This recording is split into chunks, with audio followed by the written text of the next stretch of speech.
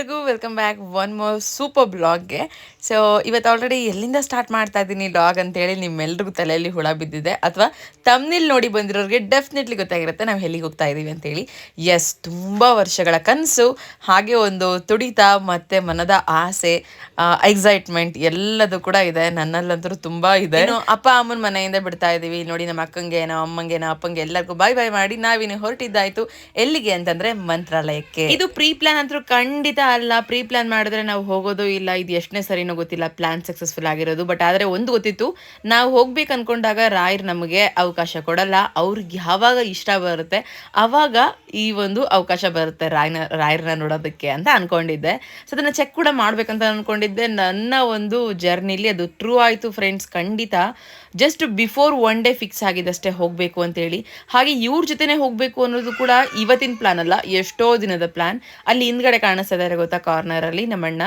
So ಅವ್ರಿಗೂ ನಮಗೂ ಒಂದು ಪರಿಚಯ ಆಗಿ ಸುಮಾರು ಒಂದು 9 ವರ್ಷ ಆಯಿತು. 9 ವರ್ಷದಲ್ಲಿ ಈ 4 ವರ್ಷದ ಮಾತ್ರ ಗ್ಯಾಪ್ ಇತ್ತು. ಆದರೆ ಆ ಪ್ರೀತಿ, ಆ ಸಂಬಂಧ, ಆ ಬಾಂಧವ್ಯ ಎಂದೂ ಹಾಗೆ ಇತ್ತು. ಅದು ಕೂಡ ಕೂಡ್ಕೊಳ್ಳೋದಕ್ಕೆ ಒಂದು ಟೈಮ್ ಬೇಕಿತ್ತು.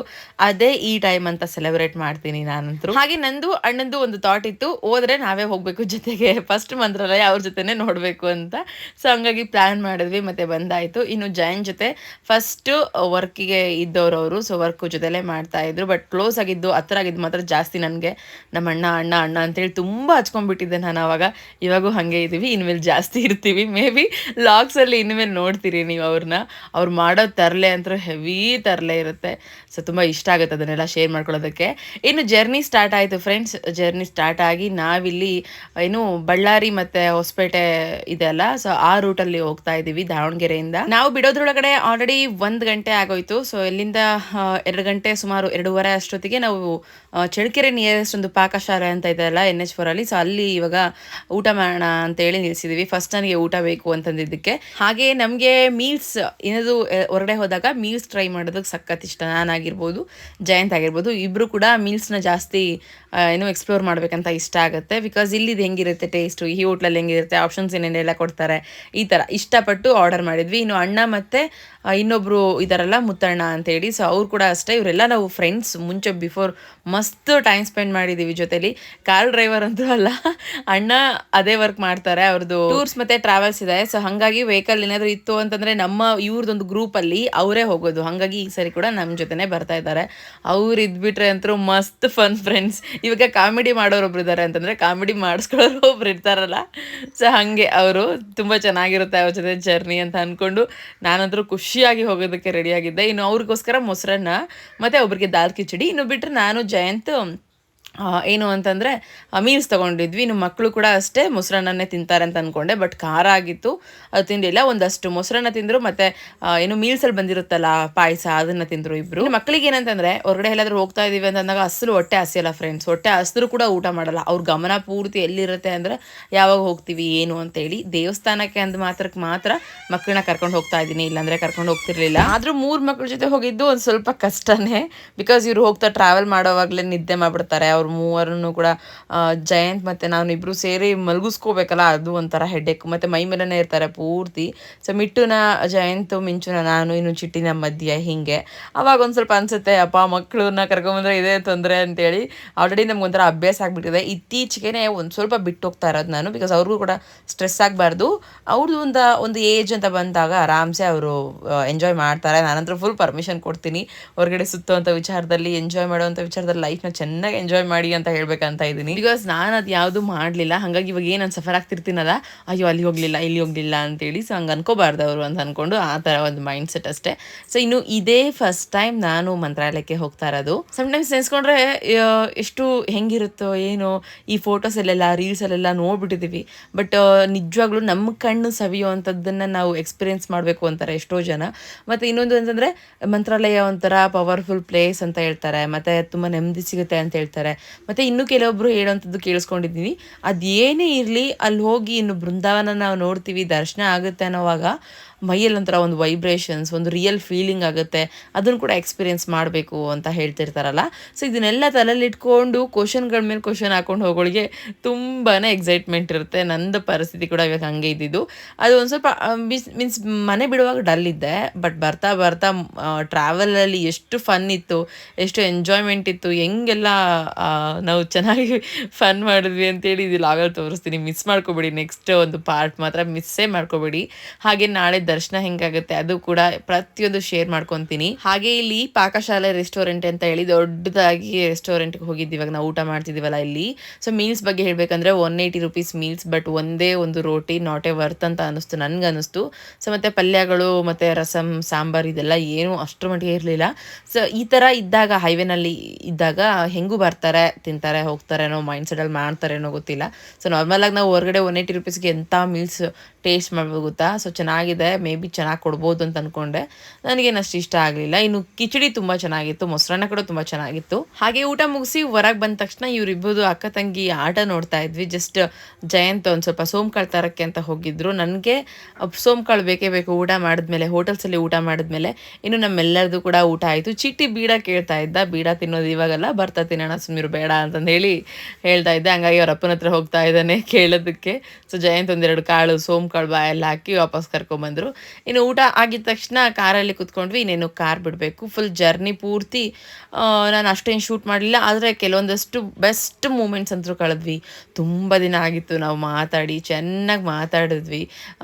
ಏನೋ ಇರುತ್ತಲ್ಲ 4 ವರ್ಷ ಗ್ಯಾಪ್, ಅಂದರೆ ಈ 4 ವರ್ಷದಲ್ಲಿ ನಾವು ಕಲ್ತಿದ್ದೇನೋ ಅವ್ರು ಕಲ್ತಿದ್ದೇನೋ ಮತ್ತು ಶೇರ್ ಮಾಡ್ಕೊಳ್ಳೋವಂಥದ್ದು ತುಂಬ ಚೆನ್ನಾಗಿರುತ್ತೆ. ಬಟ್ ಅದಕ್ಕಿಂತ ಮುಂಚೆ ಒಂದು ಹೇಳ್ತೀನಿ, ನಮ್ಮ ಪುನೀತ್ ಅಣ್ಣ ಇದ್ದಾರಲ್ಲ, ಅಪ್ಪು ಫ್ಯಾನ್, ಬಿಗ್ಗೆಸ್ಟ್ ಫ್ಯಾನ್. ನನ್ನ ಲೈಫಲ್ಲಿ ಈ ಥರದ್ದೊಂದು ಅಪ್ಪು ಫ್ಯಾನ್ ನಾನು ಇನ್ನೂ ನೋಡಿಲ್ಲ. ಆ ಥರದೊಂದು ಫ್ಯಾನ್. ಬಿಕಾಸ್ ಅವ್ರದ್ದೊಂದು ಇಶ್ಯೂ ಆಯ್ತಲ್ಲ, ಮೀನ್ಸ್ ಅಪ್ಪು ಹಾಸ್ಪಿಟ್ಲ್ ಸೇರಿದ್ರು ಅಂತ ಬಂದ ತಕ್ಷಣ ಟಿ ವಿಲಿ ನಾನು ಫಸ್ಟ್ ನೋಡಿದ್ದೆ ಇವ್ರ ಸ್ಟೇಟಸ್ ಏನಿದೆ ಇವ್ರದ್ದು ಅಂತೇಳಿ. ಇನ್ನು ಅವ್ರು ಡೆತ್ ಆದರು ಅಂತಂದಾಗಲೂ ಕೂಡ ಕನ್ಫರ್ಮಾ ಸುಳ್ಳು ಹೇಳ್ತಿದ್ದಾರಾ ಅಂತೇಳಿ ಫಸ್ಟ್ ಇವ್ರ ಸ್ಟೇಟಸ್ ನೋಡಿದ್ದು. ಇವ್ರ ಸ್ಟೇಟಸ್ ನೋಡಿದ್ಮೇಲೆ ನಾನು ಕನ್ಫರ್ಮ್ ಆಗಿದ್ದು, ಓ ಈ ಥರ ಆಯಿತಾ ಅಂತೇಳಿ. ಅಷ್ಟು ಬಿಗ್ಗೆಸ್ಟ್ ಫ್ಯಾನ್ ನಾನು ನೋಡಿದ್ದು. ಮತ್ತು ಇವರು ಹಾಡು ಕೇಳಿದ್ರು ಕೂಡ ಅಪ್ಪು ಹಾಡುಗಳೇ, ಮತ್ತು ಮೂವೀಸ್ ನೋಡಿದ್ರು ಕೂಡ ಅಪ್ಪು ಮೂವೀಸೇ. ಹೀಗೆ ಒಂಥರ ಅಪ್ಪು ಬಾಸ್ಗೆ ಸಖತ್ ಒಳ್ಳೆ ಫ್ಯಾನ್. ಮತ್ತು ಅವ್ರ ಸಿದ್ಧಾಂತಗಳೇ ಇವ್ರ ಹತ್ರ ಇರೋದು. ಹಾಗೆ ನೋಡ್ಬಿಟ್ಟಿದ್ದೀನಿ ನಾನು ಆ ಮನುಷ್ಯನ, ಹಾಗಾಗಿ ಇಷ್ಟ. ಇನ್ನು ಇವ್ರ ಜೊತೆ ಇರೋ ಫ್ರೆಂಡ್ಸ್ ಕೂಡ ಹಂಗೆ. ಒಂದಷ್ಟು ದಿವಸಕ್ಕೆ ಹೋಗೋವರೆಗೂ ಹಾಡೇನು ಹಾಕಿರಲಿಲ್ಲ. ಫಸ್ಟ್ ಮಾತೆಲ್ಲ ಮುಗಿಸ್ಕೊಂಬೇಡ ಅಂತ ಅಂದ್ಕೊಂಡು ನೆಕ್ಸ್ಟ್ ನಾನು ಹಾಡು ಹಾಕಿ ನನ್ನ ಒಂದು ಪ್ಲೇ ಲಿಸ್ಟ್ ಇತ್ತು. ಅದಾದಮೇಲೆ ದಿವ್ಯಾ ನಿನ್ಗೆ ಹಾಡು ಹೇಳ್ಬೇಕಾ, ಅಷ್ಟಿಷ್ಟ ತಂಬ ಇಲ್ಲಿ ಒಂದು ಹಾಡು ಹಾಕೊಡ್ತೀನಿ ಅಂತ ಹೇಳಿ ಕೊಟ್ಟರು. ಅವಾಗ ಏನು ಸಖತ್ತಿತ್ತು ಅಂತಂದರೆ ನೀವೇ ಕೇಳಿಸ್ಕೊಳ್ಳಿ, ನಾವು ಎಷ್ಟು ಚೆನ್ನಾಗಿ ಹಾಡು ಹೇಳಿದ್ವಿ. ನನಗೆ ಗೊತ್ತೇ ಇರಲಿಲ್ಲ ಈ ಥರದೊಂದು ಹಾಡು ಕೂಡ ಇದೆ. ಹಿಂಗೆ ನಾವು ಟ್ರಾವೆಲಲ್ಲಿದ್ದಾಗ ಇದನ್ನು ಎಂಜಾಯ್ ಮಾಡ್ಬೋದು ಅಂತ. ಆಕಾಶ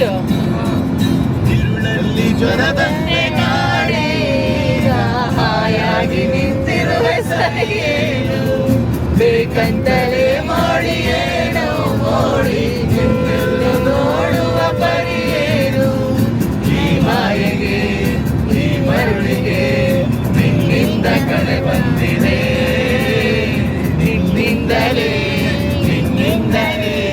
ಕನಸೊಂದು ಶುರುವಾಗಿದೆ. ನಂಗು ನಿಂಗು ಇನ್ನೂ ಹೊಸದು ಎಂತ ಅನುಭವ, ಕಣ್ಣು ಎದೆಯ ಒಳಗೆ ಏನು ಕಲರವ, ಸದಾ ಸದಾ ಒಯ್ಯಾರದ ಪದ ಪದ ಬೆಸೆಗೆ ಹೊಸ ಹೊಸ ಶೃಂಗಾರದ ಸರಾಗದ ಹರಿಸುತ್ತಿದೆ. ಈ ಪ್ರೀತಿ ಆಕಾಶಕ್ಕೂ ಎತ್ತದ, ಆಕಾಶ ಮೇಲೆ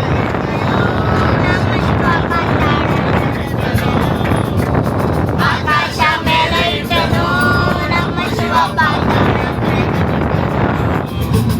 ನಡುವೆ ಭೂಮಿಯನ್ನು ಕಾಣದಂತೆ ಶಿವ ಕಾಣದಂತೆ ಮಾಯವಾದನು, ನಮ್ಮ ಶಿವ ಕೈಲಾಸ ಸೇರಿಕೊಂಡನು. ನಾಯಿನ ಡ್ಯಾನ್ಸ್ ಬರುತ್ತಾ ಬರುತ್ತಾ ಹೊಡೆಯೋಕೆ ಚಾನ್ಸ್ ಸಿಗುತ್ತಾ ಸಿಗುತ್ತಾ, ಹೋಗಬೇಕು ಚಿನ್ನು. ನೀನಾಡೋ ಮಾತೆಲ್ಲ ಜೇನಿನಂತೆ, ನಗುವಾಗ ಮೊಗವೊಂದು ಹೂವಿನಂತೆ, ನೀನೊಂದು ಸಕ್ಕರೆಯ ಬೊಂಬೆಯಂತೆ. ಮಗುವೇ ನೀ ನಮ್ಮ ಪ್ರಾಣದಂತೆ ನಮ್ಮ ಪ್ರಾಣದಂತೆ ಬಾನವಾರಿಯಲ್ಲಿ ಸೂರ್ಯ ಜಾರಿ ಹೋದ ಚಂದ್ರ ಮೇಲೆ ಬಂದ ನಗುತ್ತಾನೆ ಅಂದ ಎಂತ ಚಂದ ರಾತ್ರಿ ಆಯ್ತು ಮಲಗು ನನ್ನ ಪುಟ್ಟ ಕಂದ ನನ್ನ ಪುಟ್ಟ ಕಂದ. ಈ ಹಾಡು ಕೇಳಿದ್ಮೇಲೆ ಹೇಳಿದ್ಮೇಲೆ ಅಂತರೂ ಏನು ಸಖತ್ ಫೀಲ್ ಅಂತಂದರೆ ಇನ್ನು ಫುಲ್ ಹ್ಯಾಪಿ ಆದ್ವಿ ಎಲ್ಲರೂ. ನಾನಂತೂ ಪರ್ಸ್ನಲಿ ಹ್ಯಾಪಿ ಆದೆ. ನನಗೆ ಈ ಥರದೊಂದು ಹಾಡು ಹೇಳ್ಕೊಂಡು ಜರ್ನಿ ಮಾಡಬೇಕು ಅಂದರೆ ತುಂಬ ಇಷ್ಟ. ಇದರಲ್ಲಿ ಹೇಳಿ ಮಾಡಿಸಿದಂಥ ಸಾಂಗ್ ಎಲ್ಲಿತ್ತಪ್ಪ ಇಷ್ಟು ದಿನ ಇದು ಅಂತ ಅನ್ನಿಸ್ಬಿಡ್ತು. ಇನ್ನು ಎಲ್ಲರೂ ಕೂಡ ಹಾಡು ಹೇಳಿದ್ದಾಯಿತು, ಮಾತಾಡ್ಕೊಂಡಿದ್ದಾಯಿತು. ಹಾಗೆ ಒಂದು ಸುಮಾರು ಕರ್ನಾಟಕ ಬಾರ್ಡರ್ ಎಂಡಿಂಗಲ್ಲಿ ನನಗೆ ಎಳ್ನೀರು ಕುಡಿಬೇಕು ಅಂತ ಅನ್ನಿಸ್ತು. ಹಾಗಾಗಿ ಗಾಡಿನ ನಿಲ್ಲಿಸಿ ಅಂತಂದಿದ್ದಕ್ಕೆ ಇಲ್ಲೊಂದು ಹೋಟೆಲ್ ಥರ ಇದೆ, ಹೋಟೆಲ್ ತುಂಗಭದ್ರಾ ಅಂತೆ. ಸೊ ಅಲ್ಲಿ ನಿಲ್ಲಿಸಿದ್ವಿ. ಫಸ್ಟ್ ಬಂದು ಸೀದಾ ಮಂಡಕ್ಕಿ ಟೇಸ್ಟ್ ಮಾಡಬೇಕು ಅಂತೇಳಿ ಮಿರ್ಚಿ ಮಂಡಕ್ಕಿ ತಿಂತಾ ಇದ್ದಾರೆ ನಮ್ಮ ಅಣ್ಣಂದರು. ಇನ್ನು ಜಯಂತ್ ಕೂಡ ತಿಂತಾ ಇದ್ದಾರೆ. ಇವಳಿಗೆ ನೋಡಿ ಚಾಕ್ಲೇಟ್ ಕೊಟ್ಟು ಕೈಯಲ್ಲಿ ಆಮೇಲೆ ಏನು ಕೂರಿಸಿದ್ದಾರೆ. ನಮ್ಮ ಮಿಂಚುನೇ ನೋಡ್ತಾ ಇದ್ದೆ ನಾನು ಎಷ್ಟು ಅಂತ ಕುತ್ಕೊಂಡಿದ್ದಾಳೆ ಅಂತೇಳಿ. ಸಾರಿ, ಇಷ್ಟೊತ್ತು ಫುಲ್ ನಿದ್ದೆ ಮಾಡಿದ್ಲಲ್ಲ, ಹಾಗಾಗಿ ಆಂಧ್ರ ಕಡೆ ಸಿಗುವಂಥ ಸ್ಪೆಷಲ್ ಮಂಡಕ್ಕಿ ಟೇಸ್ಟ್ ತುಂಬ ಚೆನ್ನಾಗಿತ್ತು ಫ್ರೆಂಡ್ಸ್. ಆ್ಯಕ್ಚುಲಿ ನನಗೆ ತುಂಬ ಇಷ್ಟ ಆಯಿತು. ಮತ್ತು ಅದು ಇಷ್ಟ ಆಗಿದ್ದಕ್ಕೆ ಇನ್ನೊಂದು ಪ್ಲೇಟ್ಗೋಸ್ಕರ ಕಾಯ್ಕೊಂಡು ನಿಂತ್ಕೊಂಡು ನಾವು ತೊಗೊಂಡು ಟೇಸ್ಟ್ ಮಾಡಿದ್ವಿ. ಇನ್ನೇನು ಗೊತ್ತಾ, ಎಳ್ನೀರು ಕೇಳಿದೆ. ಈ ಕಡೆ ಸೈಡ್ ಬೇರೆ ಥರ ಎಳ್ನೀರು ಅಂತ ನನಗೆ ಗೊತ್ತಿರಲಿಲ್ಲ. ಸೊ ನನಗೆ ಎಳ್ನೀರು ಬೇಕಿತ್ತು. ಹಾಗಾಗಿ ಎಳ್ನೀರು ಕೇಳಿದ್ದಕ್ಕೆ ಅಲ್ಲಿ ಎಳ್ನೀರು ಕೊಡಿಸಿದ್ರು. ಬಟ್ ಯಾವ ಲೆವೆಲಿಗೆ ಜಗಳ ಆಡಿ ಕೊಡಿಸಿದ್ರು ಗೊತ್ತಾ? ಸೊ ನೀವೇ ನೋಡಿ.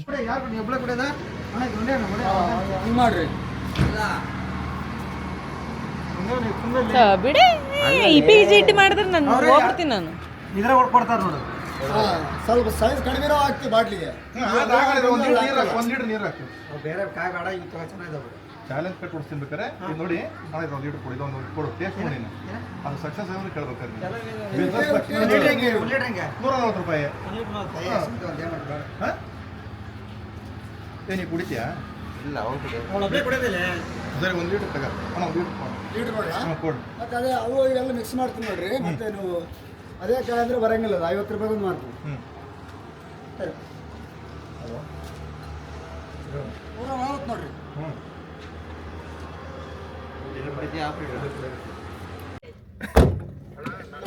ಇವರೆಲ್ಲ ಫ್ರೆಂಡ್ಸ್ ಡಿ ಪ್ರಮೋಟ್ ಶೂಟ್ ಮಾಡ್ತಾ ಇದ್ದಾರೆ.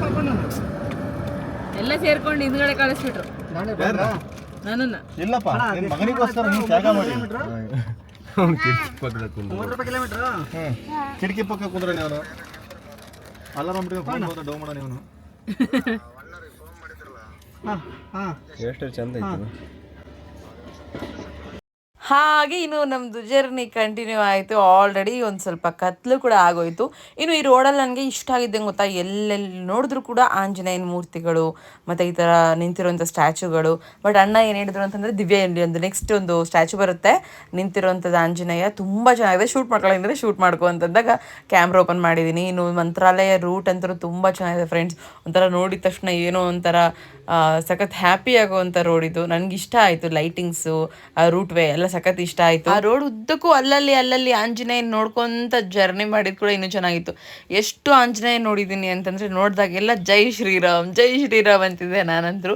ನಂಗೆ ತುಂಬ ಇಷ್ಟ ಆಂಜನೇಯನ ನೋಡೋಕ್ಕೆ. ಅದೊಂಥರ ಏನು ನೋಡಿದ ತಕ್ಷಣ ನನ್ನ ಮೈಂಡಲ್ಲಿ ಅನಿಸುತ್ತೆ ಒಂಥರ ಶಕ್ತಿ, ಒಂಥರ ಧೈರ್ಯ. ಈ ಥರ ಎಲ್ರಿಗೂ ಆಗುತ್ತೆ ಇಲ್ಲ ಗೊತ್ತಿಲ್ಲ, ಬಟ್ ನನಗಂತೂ ಫೀಲ್ ಆಗುತ್ತೆ. ಸೊ ಹಂಗಾಗಿ ಜೈ ಶ್ರೀರಾಮ್ ಅನ್ಕೊತೀನಿ. ಸೊ ಸಮ್ಟೈಮ್ಸ್ ಏನು ಗೊತ್ತಾ, ನಂಗೆ ತುಂಬ ಭಯ, ಆ್ಯಂಗ್ಸೈಟಿ ಆದಾಗ ಕೂಡ ನಾನು ಎಷ್ಟೋ ಸರಿ ಜೈ ಶ್ರೀರಾಮ್ ಅನ್ಕೊಂಡಿದ್ದೀನಿ. ಆ ಥರ ಒಂದು ಕನೆಕ್ಷನ್ ಆಂಜನೇಯಂಗೂ ನನಗೂ. ಯಾರಿಗೆ ತಾನೇ ಇಷ್ಟ ಇಲ್ಲ? ಸೊ ಯಾರ ಕೈಲೂ ಆಗದಿರುವಂಥದ್ದು ಆಂಜನೇಯನ ಕೈಲಾಗುತ್ತೆ ಅಂತ ಎಷ್ಟು ಜನ ಹೇಳ್ತಾರೆ. ಸೊ ಹಾಗೆ ನಂಬಿದ್ರೆ ಸೊ ಪವರ್ಫುಲ್. ಇನ್ನು ತುಂಬ ಹೊತ್ತಾದ್ಮೇಲೆ ಮಂತ್ರಾಲಯಕ್ಕೆ ಬಂದ್ವಿ. ಇದು ಎಂಟ್ರೆನ್ಸ್ ಅಂತ ನನಗೆ ಗೊತ್ತೇ ಇಲ್ಲ, ಆಮೇಲೆ ಗೊತ್ತಾಯಿತು. ಸೊ ಸಕ್ಕತ್ತಾಗಿತ್ತು ಲೈಟಿಂಗ್ಸ್. ನಾನಂತೂ ಕುಣಿತಾ ಇದ್ದೆ ಮಂತ್ರಾಲಯ ಬಂತು ಅಂತ.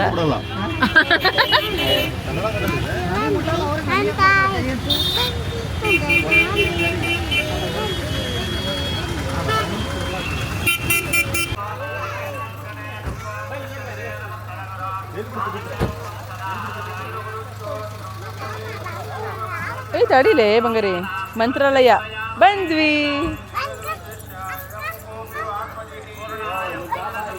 No no no no no ಮಿಂಚು, ತಡಿ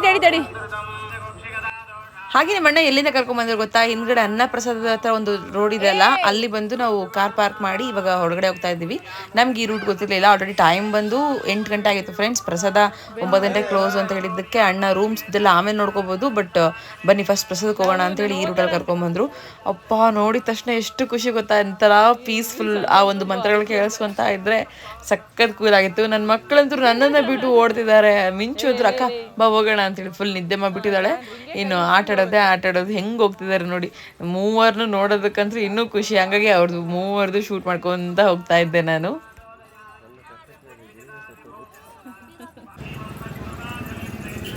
ಕೈ ಹಿಡ್ಕಳೆ ಕೈ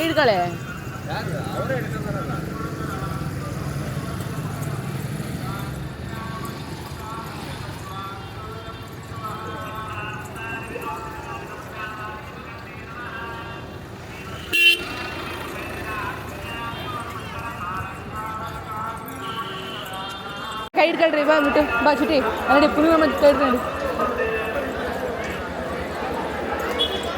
ಪುನಿಯಣ್ಣ ಚೀಟಿ ಕೈ ಹಿಡ್ಕ, ಚೀಟಿ ಕೈ ಹಿಡ್ಕ.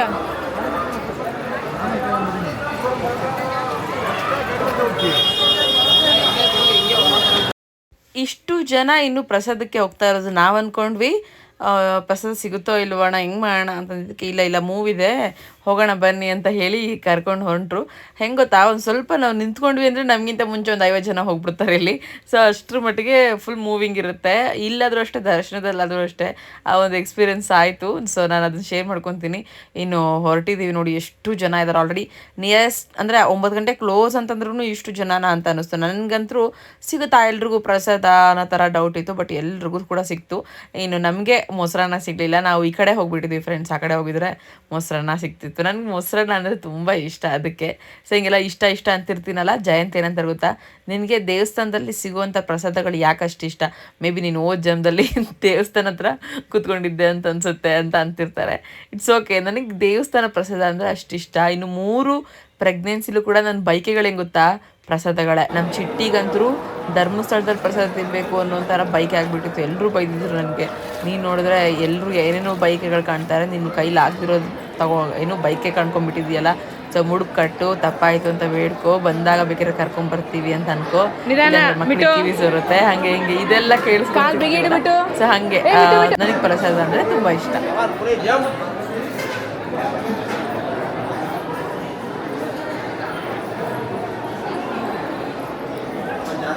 ಇನ್ನು ಎಲ್ಲೂ ಸ್ಟಾಪ್ ಆಗದೆ ಸೀದಾ ಪ್ರಸಾದ ಹತ್ರ ಬಂದಾದಮೇಲೆ ಅಲ್ಲಿ ಸ್ವಲ್ಪ ಶೂಟ್ ಮಾಡೋದಕ್ಕೆಲ್ಲ ಮತ್ತೇನಾದರೂ ಅಂತಾರೆ, ಅದರಲ್ಲೂ ಕ್ಯಾಮ್ರಾ ಅಲ್ವಾ ಇದು, ಫೋನಲ್ಲಿ ಹೆಂಗೋ ಗೊತ್ತಿದೆ ನಾವು ಶೂಟ್ ಮಾಡಿಬಿಡ್ತೀವಿ. ಕ್ಯಾಮ್ರಾ ಆದಾಗ ಶೂಟ್ ಮಾಡೋದೆಲ್ಲ ಗೊತ್ತಾಗುತ್ತೆ, ಹಾಗಾಗಿ ನಾನು ಅಷ್ಟು ಕ್ಯಾಮ್ರಾ ತೆಗಿಲಿಲ್ಲ. ಸೊ ಇನ್ನು ಪ್ರಸಾದ ನೋಡಿ ಈ ಥರ ಬಿಸಿಬೇಳೆ ಬಾತ್ ಥರ ಚೆನ್ನಾಗಿತ್ತು. ಇನ್ನು ಊಟ ಮಾಡೋವಾಗಂತೂ ಒಂದು ಲೆವೆಲಿಗೆ ನಗ್ಸಿದ್ದಾರೆ ಇವರು ಅಂತಂದ್ರೆ ಅಷ್ಟಿಷ್ಟಲ್ಲ. ಅಲ್ಲಿ ಯಾರೋ ಅನ್ನೋನ್ ಪರ್ಸನ್ಸ್ ಬಂದಿರ್ತಾರಲ್ಲ, ಅವ್ರನ್ನೂ ಕೂಡ ಮಿಂಗಲ್ ಮಾಡ್ಕೊಂಡು ನಗಸಕ್ಕೆ ಸ್ಟಾರ್ಟ್ ಮಾಡಿಬಿಟ್ಟಿರ್ತಾರೆ.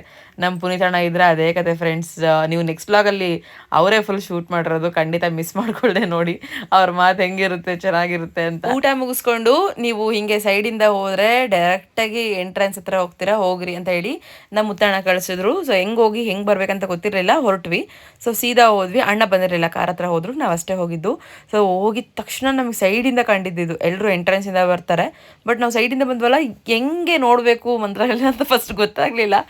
ಜಸ್ಟ್ ನಾನು ಬ್ಲ್ಯಾಂಕ್ ಆಗಿಬಿಟ್ಟೆ. ಇದು ಲೈಟಿಂಗ್ಸ್ ಎಲ್ಲ ನೋಡಿ ಸಡನ್ಲಿ ವಾವ್ ಮಾಮಿ ಅನ್ನೋದಕ್ಕೆಲ್ಲ ಸ್ಟಾರ್ಟ್ ಮಾಡಿಬಿಟ್ಟಿದೆ. ಚೆನ್ನಾಗಿ ಹಿಂಗೆ ಸಡನ್ನಾಗಿ ನೋಡಿದಾಗ ತುಂಬ ಎಕ್ಸೈಟ್ ಆಗ್ತೀನಿ, ಸಖತ್ ಇಷ್ಟ ಆಗುತ್ತೆ. ಒಂದು ಸ್ವಲ್ಪ ಅಲ್ಲಿ ಕ್ಯಾಮ್ರಾನ ಆಫ್ ಮಾಡಿ ಫಸ್ಟ್ ನಾನು ಫೀಲ್ ಮಾಡ್ತೀನಿ, ಅದಾದ್ಮೇಲೆ ಶೂಟ್ ಮಾಡೋದಕ್ಕೆ ಸ್ಟಾರ್ಟ್ ಮಾಡ್ತೀನಿ. ಆ ಟೈಮಲ್ಲಿ ನನಗೆ ಯಾರು ಏನು ಮಾತಾಡ್ಸಿದ್ರು ಕೇಳಲ್ಲ, ಹಾಗೆ ಮುಳುಗೋಗಿರ್ತೀನಿ. ಹಾಗೆ ಆಯಿತು ಇವತ್ತು. ನಾನು ಜಸ್ಟ್ ನೋಡ್ತಾ ಇದ್ದೀನಿ ಆ ಲೈಟಿಂಗ್ಸು, ಆ ಪ್ಲೇಸು, ಆ ಜನ ಮಲ್ಕೊಂಡಿರೋದು, ಮತ್ತು ಅಷ್ಟು ಜಂಗುಳಿ, ಯಪ್ಪ ಎಷ್ಟು ಚೆನ್ನಾಗಿದೆ. ಮತ್ತು ಕೆಲವೊಂದಷ್ಟು ಜನ ಫೋಟೋಸ್ ತೆಗೆಸ್ಕೊತಿರೋದು. ಓ ಮೈ ಗಾಡ್, ನಿಜವಾಗ್ಲೂ ಖುಷಿ ಆಯಿತು ಫ್ರೆಂಡ್ಸ್. ಆಮೇಲೆ ಆ ಕಡೆ ಈ ಕಡೆ ಇಲ್ಲಿ ನೋಡಿ, ವಾವ್ ಅಲ್ವಾ. ಶ್ರೀ ರಾಘವೇಂದ್ರ ಸ್ವಾಮಿ ಮಠ. ಹಾಂ ಸರಿ ತಗೊಳ್ಳೋಣ, ತಡಿ.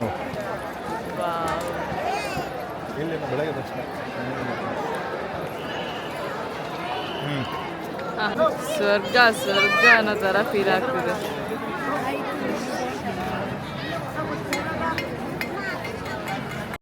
ನನಗೆ ನಿಜಕ್ಕೂ ಒಂದು ಸೆಕೆಂಡ್ ಒಂಥರ ಏನೋ ಸ್ವರ್ಗದ ಫೀಲ್ ಆಗ್ತಾ ಇತ್ತು. ಸೊ ಹಾಗಾಗಿ ಒಂದು ಸ್ವಲ್ಪ ಹೊತ್ತು ಟೈಮ್ ಸ್ಪೆಂಡ್ ಮಾಡಿದ್ವಿ, ಕೆಲವೊಂದಷ್ಟು ಫೋಟೋಸ್ ಕೂಡ ತಗೊಂಡ್ವಿ. ಅದನ್ನು ಫೀಲ್ ಮಾಡಬೇಕು ಅಂತ ಹೇಳಿ ನಮ್ಮ ಪುನೀತನ ಇದ್ದರೆ ಫೋಟೋಸ್ ತಗೊಳ್ರಿ, ಬಿಟ್ಟು ಅದಾದ್ಮೇಲೆ ಫೀಲ್ ಮಾಡಿರಿ ಅಂತ ಹಚ್ಬಿಡ್ತಾನೆ. ನನ್ನ ಮಕ್ಕಳು ಕೂಡ ಅಷ್ಟೇ ಎಲ್ಲದನ್ನು ನೋಡಿ ಚೆನ್ನಾಗಿ ಎಂಜಾಯ್ ಮಾಡ್ತಾಯಿದ್ರು. ಆಟ ಸಾಮಾನು ಅಂತ ಇದ್ರು. ಬೆಳಗ್ಗೆ ದರ್ಶನ ಆಗಿದ ತಕ್ಷಣ ಫಸ್ಟ್ ನಿಮ್ಗೆ ಆಟ ಸಾಮಾನು ಕೊಡಿಸ್ತೀನಿ ಅಂತ ಹೇಳಿದ ತಕ್ಷಣ ಸುಮ್ಮನೆ ಆದರು. ಇನ್ನು ಅಲ್ಲಿ ಫುಲ್ ಎಲ್ಲ ನೋಡಿಕೊಂಡು ವಾಪಸ್ ಆದ್ವಿ. ನಾವಿನ್ನು ರೂಮ್ಸ್ ಏನಾದ್ರು ಸಿಗುತ್ತಾ ನೋಡಬೇಕು, ಉಳ್ಕೊಳ್ಳೋ ವ್ಯವಸ್ಥೆ ಏನು ಎಂತ ಅಂತ ಹೇಳಿ. ಸೊ ಫೈನಲಿ ಇದು ಆಗಿತ್ತು ನಮ್ಮದು ಟ್ರಾವೆಲ್, ಮತ್ತು ನಾವು ಜಸ್ಟ್ ಬಂದು ಅರೈವ್ ಆಗಿರೋದಷ್ಟೇ. ನಾಳೆ ಕೂಡ ಕಂಪ್ಲೀಟಾಗಿ ಲಾಗ್ನ ಶೇರ್ ಮಾಡ್ತೀನಿ. ಅಲ್ಲಿವರೆಗೂ ಹೀಗೆ keep watching, keep supporting. I hope ನಿಮ್ಮೆಲ್ಲರಿಗೂ ಇಷ್ಟ ಆಗಿದೆ ಅಂತ ಅಂದ್ಕೊಂಡಿದ್ದೀನಿ. ನೆಕ್ಸ್ಟ್ ಸಿಗ್ತೀನಿ. ಬಾಯ್ ಬಾಯ್, ಟಾಟಾ.